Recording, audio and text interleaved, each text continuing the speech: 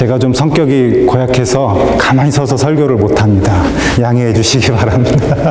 예, 오늘 우리가 읽은 요나서 말씀 가지고 두 번째 말씀하신 하나님이라는 제목으로 여러분과 말씀을 나누도록 하겠습니다. 1절을 보면 여호와의 말씀이 두 번째로 요나에게 임하니라 라고 기록하고 있습니다. 영어 성경으로 봐도 a second time, 두 번째 하나님이 말씀하셨다라고 기록하고 있습니다. 여러분, 두 번째 말씀하셨다라는 것의 전제가 무엇입니까? 그것은 첫 번째 말씀하신 적이 있다라는 것입니다. 첫 번째 말씀하신 적이 있기 때문에 하나님이 두 번째 말씀하셨다라는 것이죠. 우리가 잘 아는 대로 요나서는 4장으로 되어 있는 아주 짧은 성경이죠. 그리고 1장부터 2장, 우리 3장을 읽었지만 그 1장, 2장에 어떠한 사건이 있었는지를 너무나 잘 아실 것입니다. 하나님께서 요나에게 첫 번째 말씀하신 것은 바로 당시 북이스라엘의 적군이었던 아수르의 그 수도 니느웨로 가서 그들에게 내가 너에게 주는 말씀을 전하라는 주의 말씀이었습니다. 그 말씀의 의미가 무엇인지 요나는 분명히 알았습니다.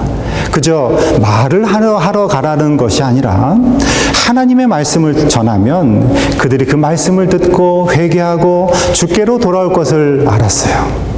요나는 그것이 싫었던 것입니다. 왜냐하면 내가 싫어하고 내가 원수로 여기는 그들을 하나님이 구원하시고 사랑하시려는 그런 계획이 있음을 알고 요나는 어떻게 합니까? 우리가 잘 아는 대로 하나님이 말씀하신 니네로 가지 않고 정반대로 도망가다가 하나님이 그를 끝까지 추적해내셔서 타고 있던 배가 난파가 되고 그 다음에 요나는 하나님이 예비하신 큰 물고기 뱃속에서 사흘 밤낮을 지내게 되고 그 안에서 깊이 기도하는 시간을 갖게 됩니다. 그리고 2장 마지막에 보면 하나님이 요나를 물고기에게 명령하셔서 육지에 토해내게 하시는 장면이 있습니다. 그리고 오늘 3장 1절이 시작이 되는 것이에요. 자, 그러면 우리는 3장 1절 2절과 첫 번째 하신 말씀과 두 번째 하신 말씀을 좀 비교하면 좋겠습니다. 첫 번째는 뭐라고 하나님이 하셨고 이 두 번째 말씀은 어떠한 말씀인지 한번 비교해서 보겠습니다. 첫 번째 말씀은 1장 1절 2절입니다. 같이 한번 읽습니다. 시작. 여호와의 말씀이 아미떼의 아들 요나에게 임하니라. 이르시되 너는 일어나 저 큰 성읍 니느웨로 가서 그것을 향하여 외치라. 그 악독이 내 앞에 상달되었음이니라 하시니라. 이것이 하나님이 첫 번째로 요나에게 하신 말씀이에요. 그리고 오늘 잘 비교해져 있죠. 3장 1절 2절에 여러분 두 번째라는 문장을 빼고 읽어보겠습니다. 두 번째라는 문장을 빼고 첫 번째 말씀과 한번 비교하면서 읽어보겠습니다. 시작.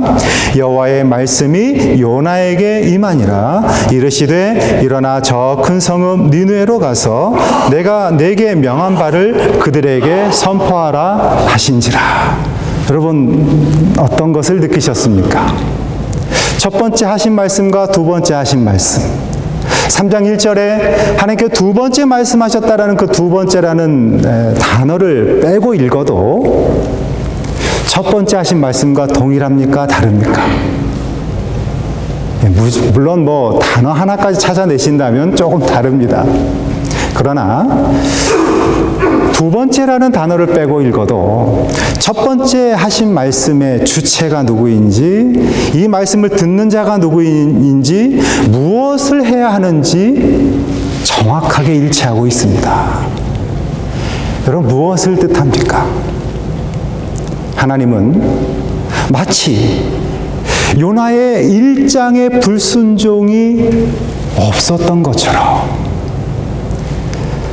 요나에게 지금 처음 사명을 주시는 것처럼 두 번째 말씀하고 계신다라는 것입니다. 1장, 2장의 요나의 불순종과 그 고통의 시간들을 마치 하나님은 없었던 것으로 여기시고 다시 요나에게 첫 번째 말씀하신 것과 똑같은 말씀으로 요나에게 사명을 주셨다라는 것입니다. 여러분, 이분이 바로 우리의 하나님이십니다. 하나님은 어떠하신 분인가? 두 번째, 말씀해 주시는 분이다라는 것입니다. 만일 요나가 두 번째 말씀을 듣고 또다시 불순종해서 또 다른 곳으로 도망갔다. 하나님 어떻게 하실까요? 누가복음 15장에 보면 둘째 아들이 아버지에게 유산을 미리 달라고 요청을 합니다. 여러분, 유산은 언제 받는 것입니까? 아버지가 돌아가실 때, 아니면 돌아가시고 난 후에 받는 거예요. 그런데 아버지가 멀쩡히 살아있는데 유산을 땡겨달라는 거예요. 여러분, 여기에는 어떤 메시지가 들어있습니까? 우리 아버지가 너무 장수하고 있어요, 지금 아들 보기에는.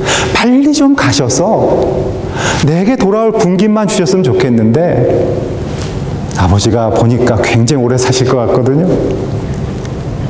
멀쩡히 살아계신 아버지에게 유산 달라는 거예요. 그거 가지고 가서 어떻게 했습니까? 먼 나라로 가서 허랑방탕합니다. 장기와 다 허비해버립니다. 나중에는 돼지가 먹는 쥐염 열매도 없어서 굶주리고 다시 아버지를 향해 돌아오는 장면을 우리는 잘 알고 있습니다. 그 둘째 아들이 돌아올 때 아버지가 어떻게 하십니까? 먼저 달려갑니다.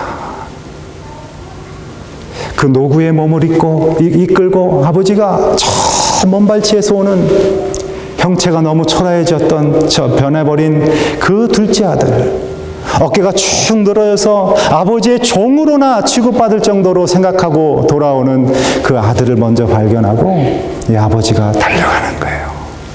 그리고 먼저 안아줍니다. 그리고 어떻게 합니까? 제일 좋은 옷을 입혀주시고 발에 신을 신겨주시고 손에 가락지를 끼워주십니다. 이것은 단지 반지를 끼워줬다는 것이 아니라 둘째 아들의 고난을 다시 회복시켜 주셨다는 거예요. 이 아버지는 둘째 아들에게 내 돈 다 갖다가 어디다 썼는지 묻지 않으십니다. 어떻게 살다가 이 모양이 됐는지 따지지 않습니다.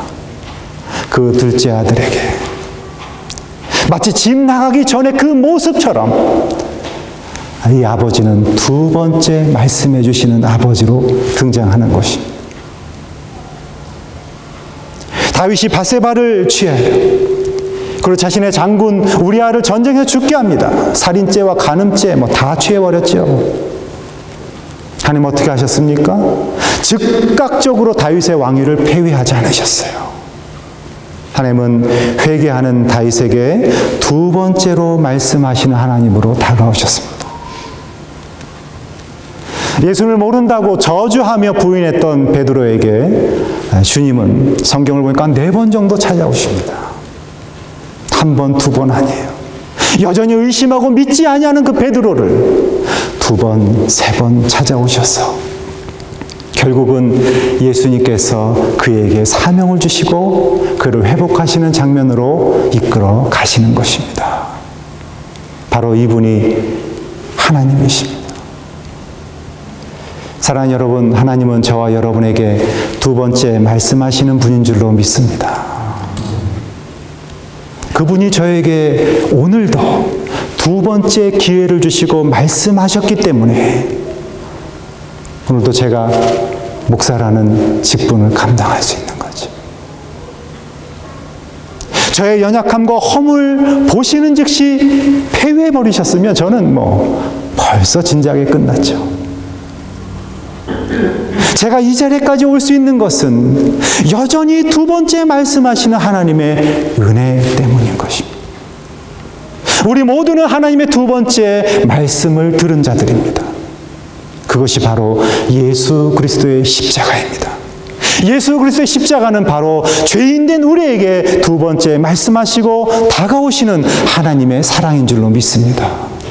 죄로 말미암아 허물로 말미암아 죽었던 우리를 예수를 보내주셔서 내가 너희를 사랑하고 너희를 구원하기를 원한다라는 하나님의 두 번째 말씀을 저와 여러분 모두 경험한 자들입니다.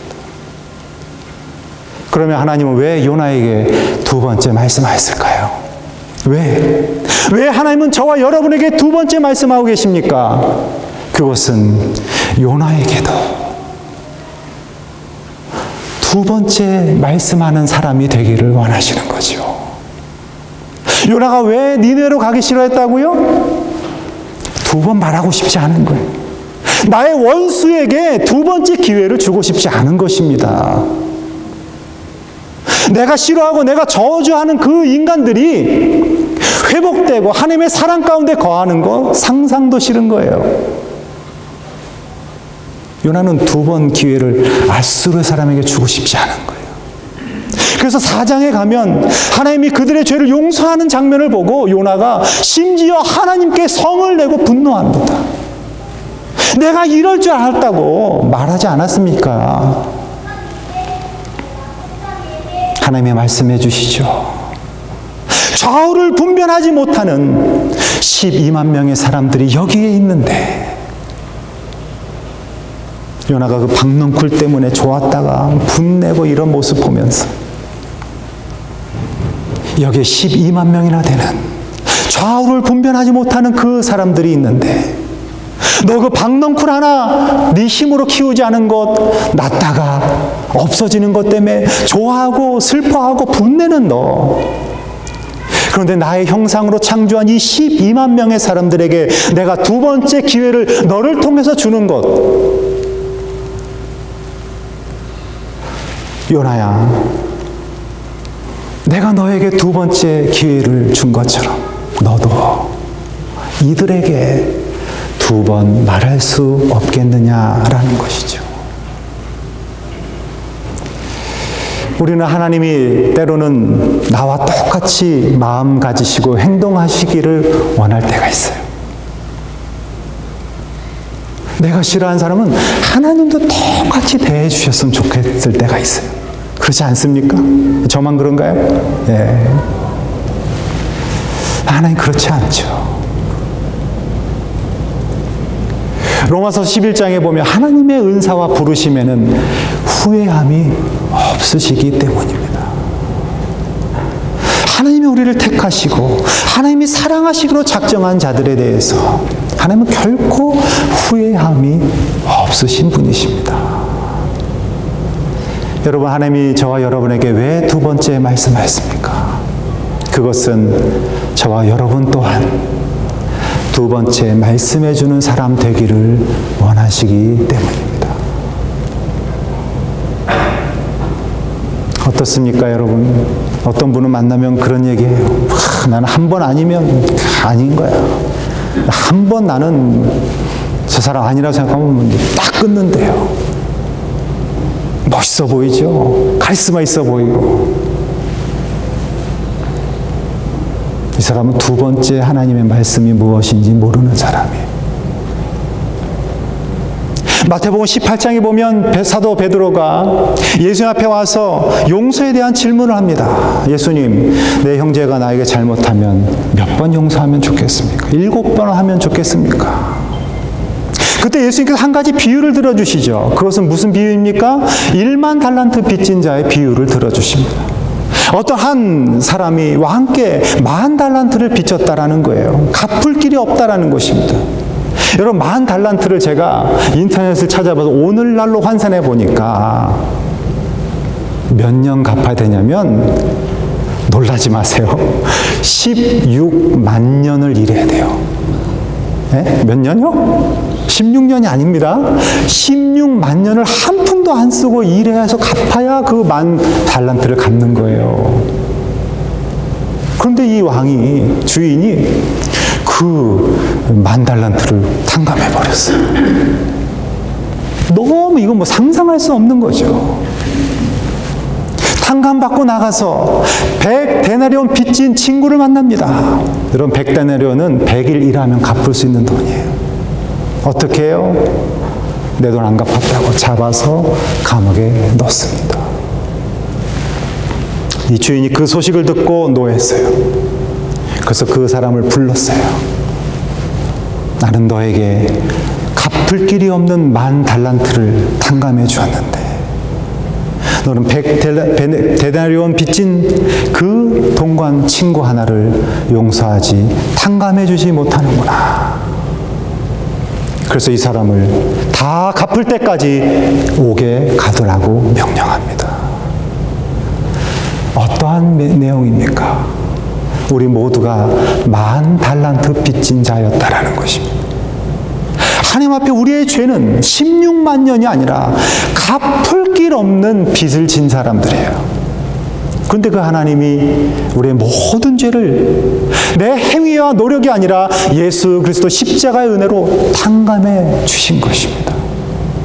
그 탕감받은 자는 어떻게 살아야 됩니까? 예, 나에게 100데나리온 빚진 자들을 탕감해 주고 그들에게도 두 번째 기회를 주는 삶을 살아가야 하는 것입니다. 사랑하는 성도 여러분, 주님이 우리에게 두 번째 말씀하신 것처럼 우리도 두 번째 말씀해 줄 수 있는 하나님의 사람 되기를 원합니다. 어떻게 할 수 있습니까? 이를 악물고 하는 것이 아니에요. 하라니까 억지로 하는 것이 아닙니다.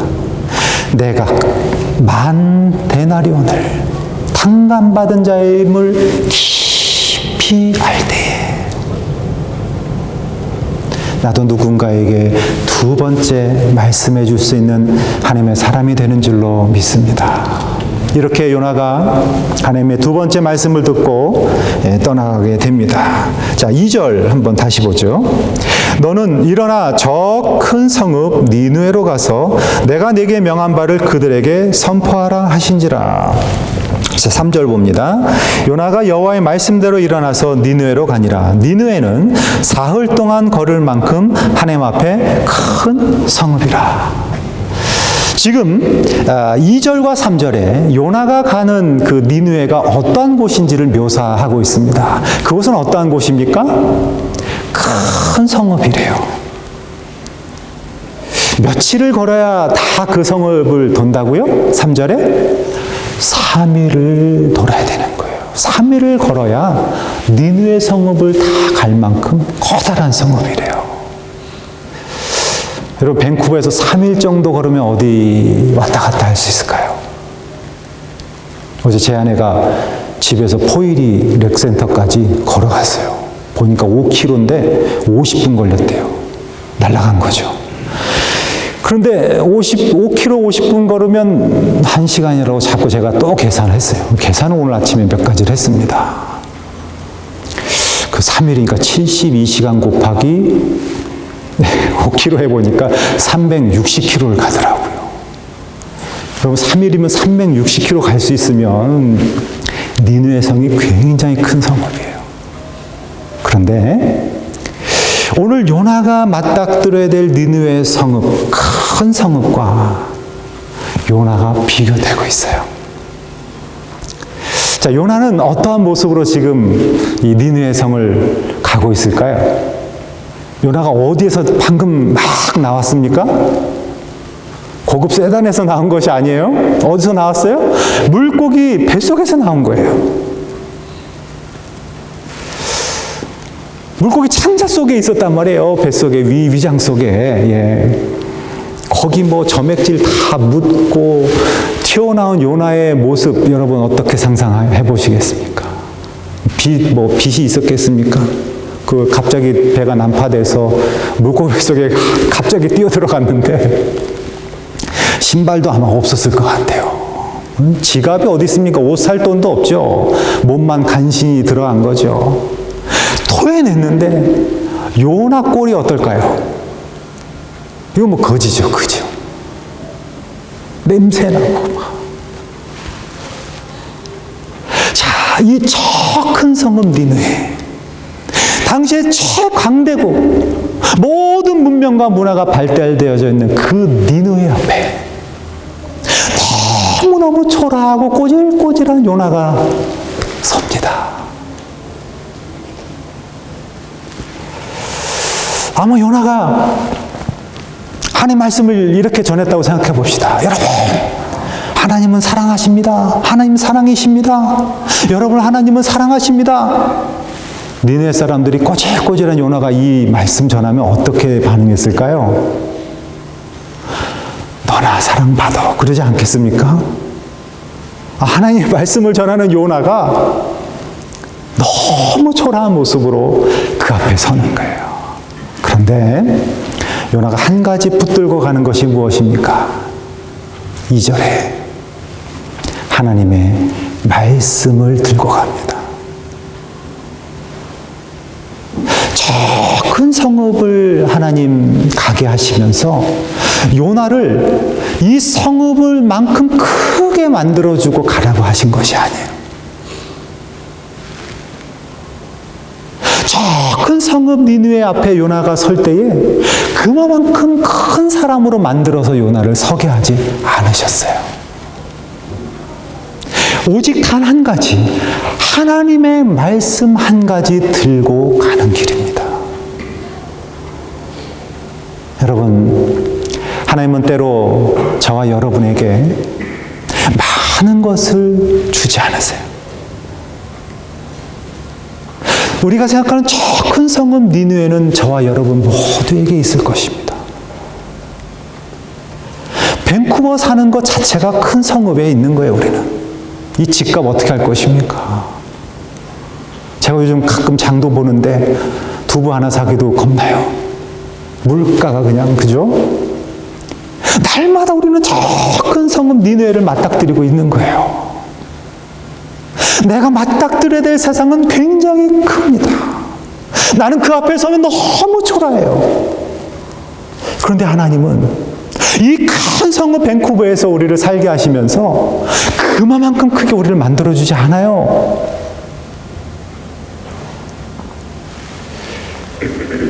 단 우리에게 한 가지를 주십니다. 그것은 하나님의 말씀입니다.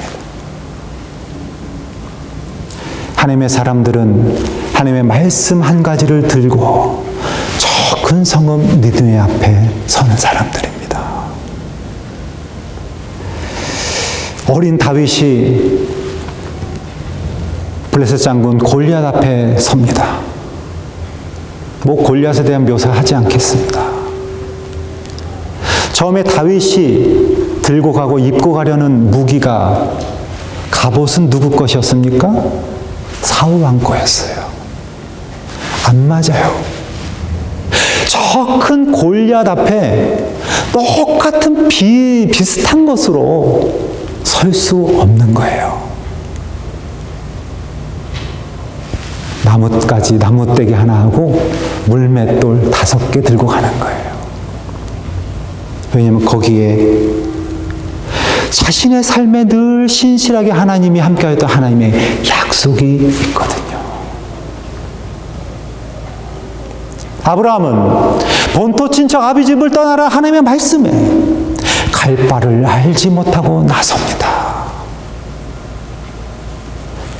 창세기 12장 4절에 아브라함이 여호와의 말씀을 따라갔어요. 그가 들고 간 단 한 가지는 하나님의 말씀입니다.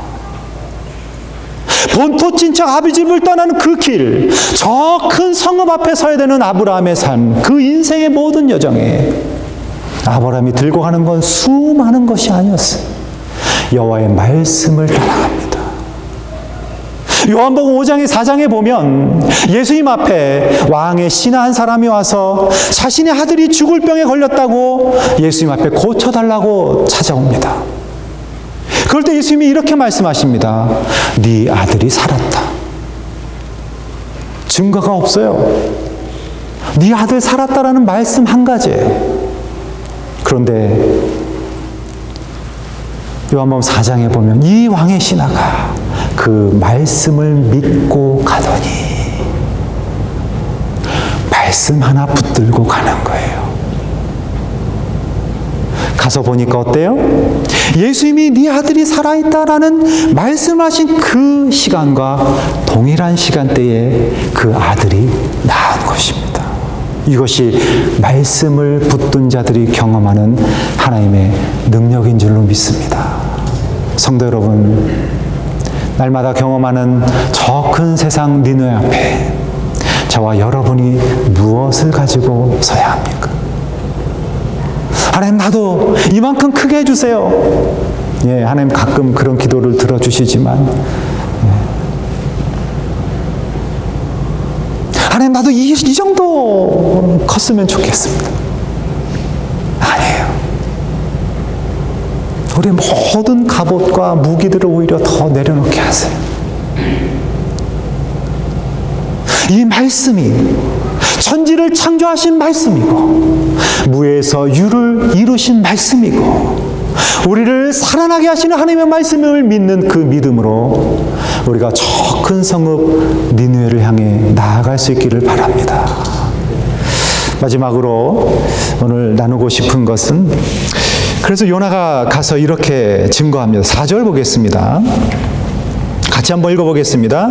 요나가 그 성읍에 들어가서 하루 동안 다니며 외쳐 이르되 40일이 지나면 니느웨가 무너지리라 하였더니. 자, 한 번만 다시 읽어보겠습니다. 같이 시작. 요나가 그 성읍에 들어가서 하루 동안 다니며 외쳐 이르되 40일이 지나면 니느웨가 무너지리라 하였더니. 자, 이 4절 말씀 어떤 것들이 보이십니까? 요나가 며칠 갔다고요? 하루. 니느웨 성은 며칠을 걸려야 다 갈 수 있습니까? 3일. 왜 하루 갔을까요? 네, 3일 다 돌고 싶지 않은 겁니다. 그리고 요나가 딱 한마디 했어요. 뭐 했습니까? 40일이 지나면 이 성은 무너진다. 딱 그거 한마디 했어요.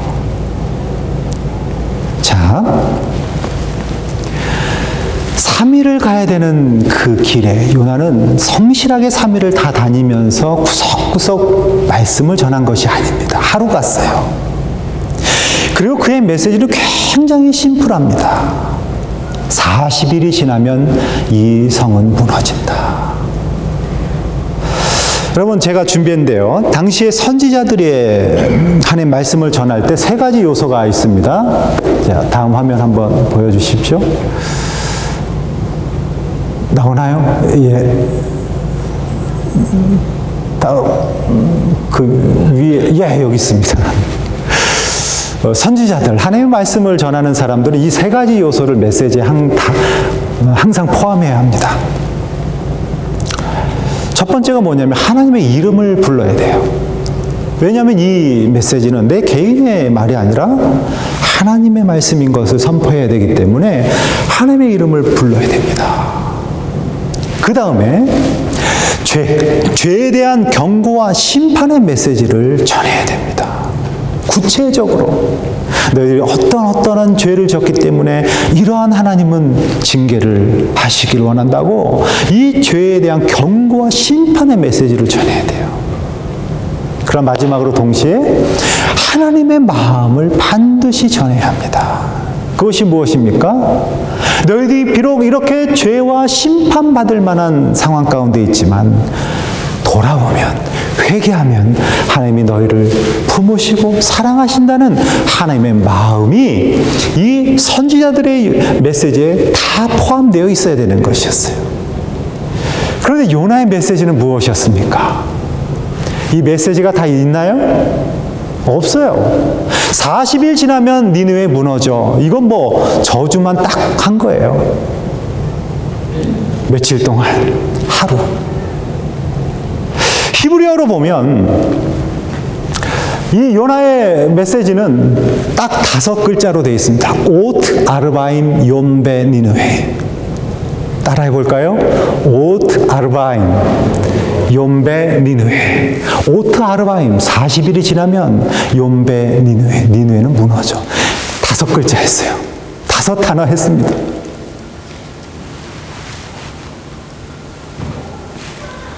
이 메시지 듣고 이건 역사에 없었던 부흥이 일어납니다.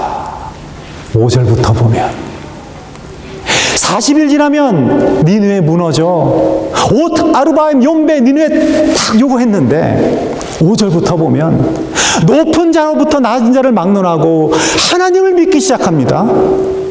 그리고 금식을 선포하고 잿더미 위에 앉아서 회개하는 모습을 취합니다.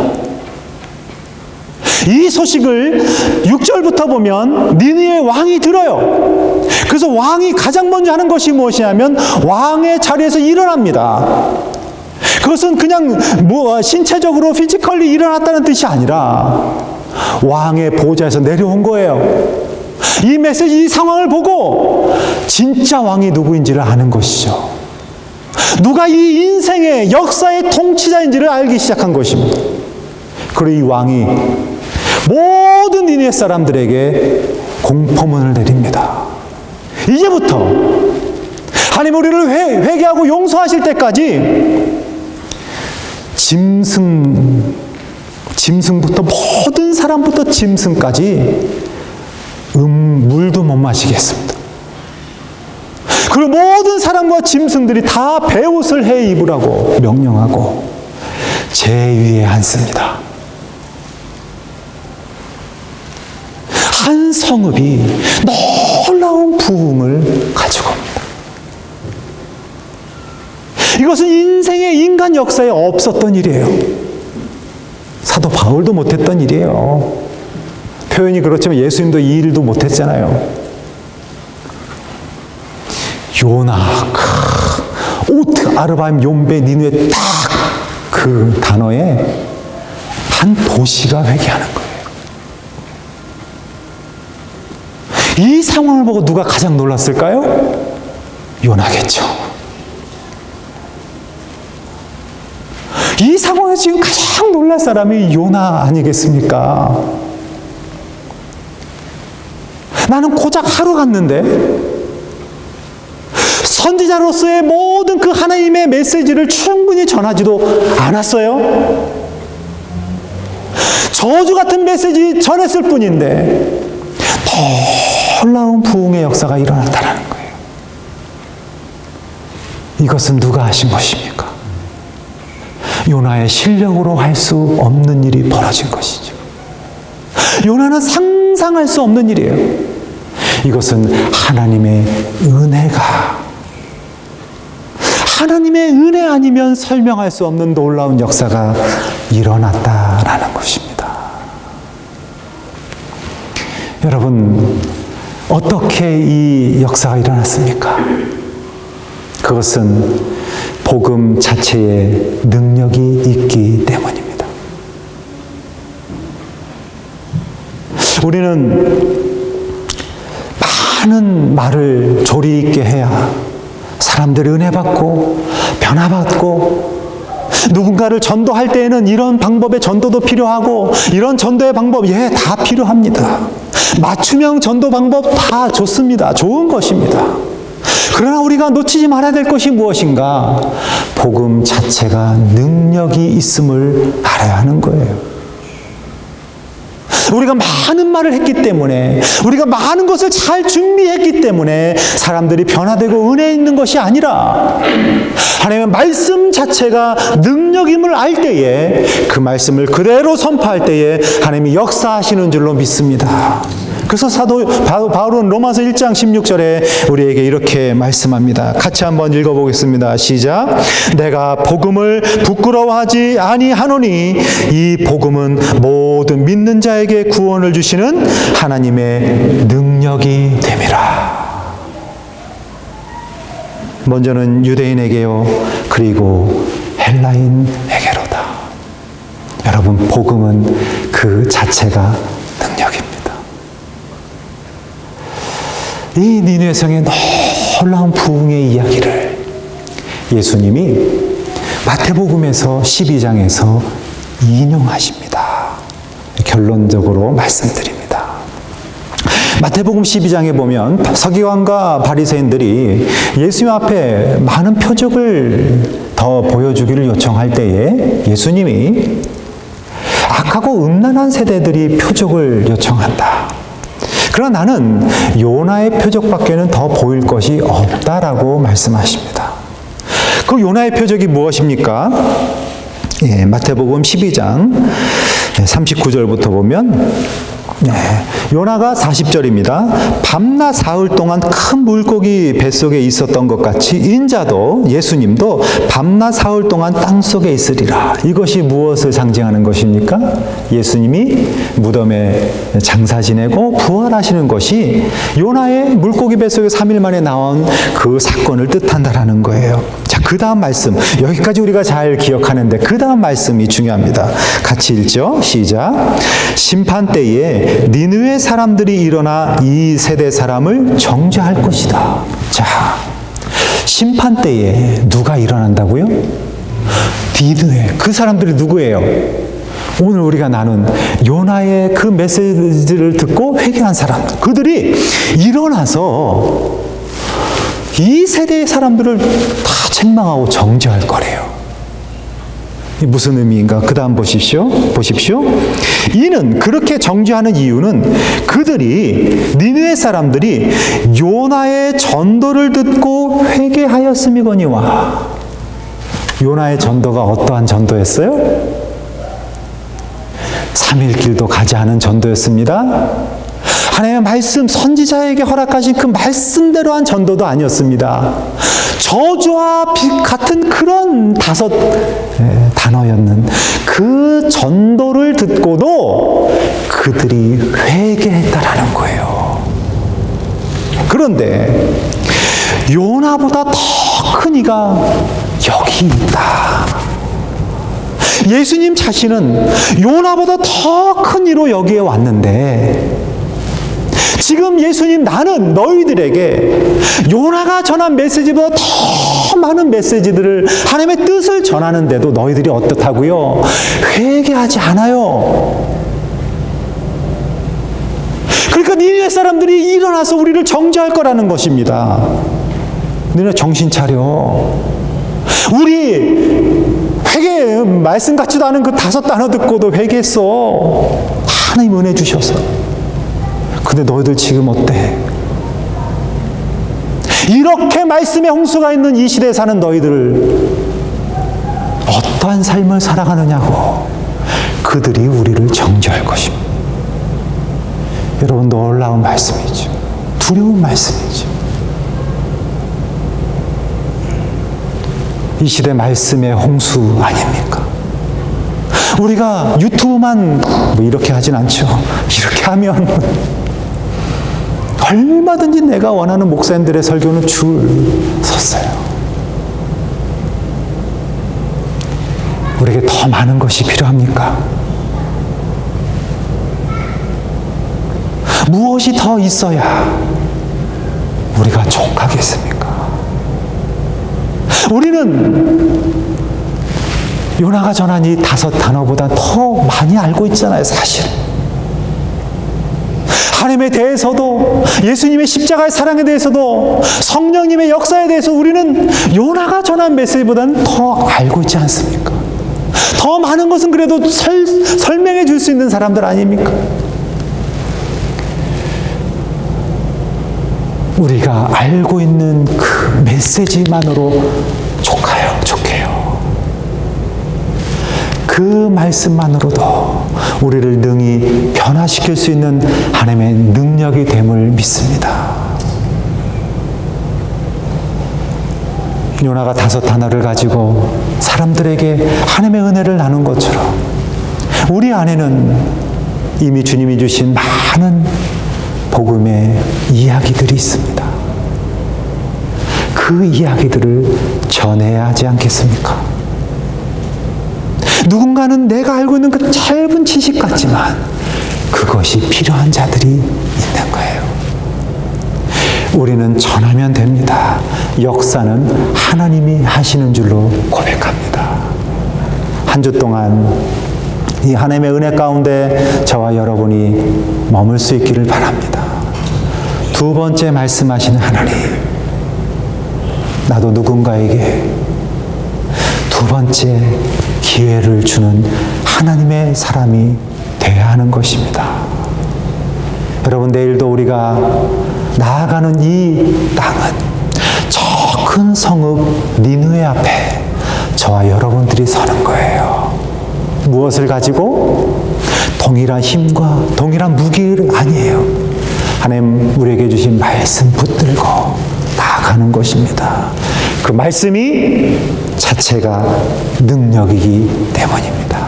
기도하겠습니다. 오늘 이 시간에 우리 들은 말씀 기억하시면서 같이 주님 앞에 반응하며 나아갑시다. 여러분, 하나님께서 어떠한 마음을 주셨습니까? 주님이 저와 여러분에게 어떠한 감동으로 말씀하셨습니까? 이 시간에 주 앞에 자유롭게 우리에게 주신 은혜들을 붙들고 잠시 주 앞에 머물며 기도하는 시간 갖도록 하겠습니다. 아버지 하나님 감사합니다. 주님,